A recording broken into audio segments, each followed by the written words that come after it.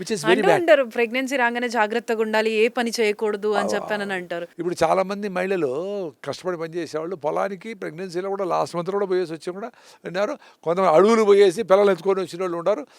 ఇప్పుడు ఆ రిస్క్ ఎందుకు అని పిల్లలు ఇప్పుడు ముందంటే 5-6 మందిని కనేవాళ్ళు ఓకే వాట్ ఎవర్ అని, ఇంత మెడికల్ ఎక్స్పర్టైజ్ లేదు కాబట్టి ఇట్స్ ఓకే. ఇప్పుడు ఉంది కాబట్టి ఒకసారి సింపుల్ స్కానింగ్ చేయించుకొని అల్ట్రాసౌండ్ స్కానింగ్, బిడ్డ పొజిషన్ ఎట్లుంది, మీ హిమోగ్లోబిన్ ఎట్లుంది, ఆ బీపీ ఎట్లుంది, అవి షుగర్ ఎట్లుంది చూసుకుంటే హెల్త్గా బేబీ వస్తుంది. అంత మాత్రం మినిమం టెస్టులు చేసుకోవచ్చు. బట్ మందుల మీద ఆధారపడి కాకుండా మీరు ఓవరాల్గా హెల్తీగా ఉంటే డాక్టర్లు కూడా మీకేమి మందులు విటమిన్, ఇప్పుడు మీ హిమోగ్లోబిన్ 15 ఉంది, మీ మీకు షుగర్ లేదు, బీపీ లేదు, మీరు హెల్తీగా ఉన్నారు, మీరు మళ్ళీ టెస్ట్ 1 మంత్ తర్వాత రమ్మంటారు, మీరు అట్లే హెల్త్ మెయింటైన్ చేశారనుకో మాత్రలు ఎందుకు వేసుకోవాలా? అవును. అవసరం లే. 10 మందికి ఇన్నోళ్ళు మాత్రలు వేసుకోలేదు కదా. ఇప్పుడు మీరందరూ హెల్త్ బాగాలేదు కాబట్టి ఏదో ఒకటి వేయాలి కాబట్టి మాత్రలు ఇస్తూ ఉండరు.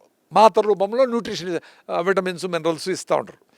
అదే మీకు బాగా పేడరులు వేసి పంటలు పెట్టినప్పుడు 100 సంవత్సరాలు యూరియా డిఏపి లేకుండా 60 ఏళ్ల ముందర పంటలు పండినాయి కదా. అప్పుడు 40 బస్తాలు పండినాయి, అప్పుడు పల్లీలు పండినాయి, 20 బస్తాలు పండినాయి. నాకు తెలుసు, మేము చిన్నప్పుడు బాగానే పండేటివి.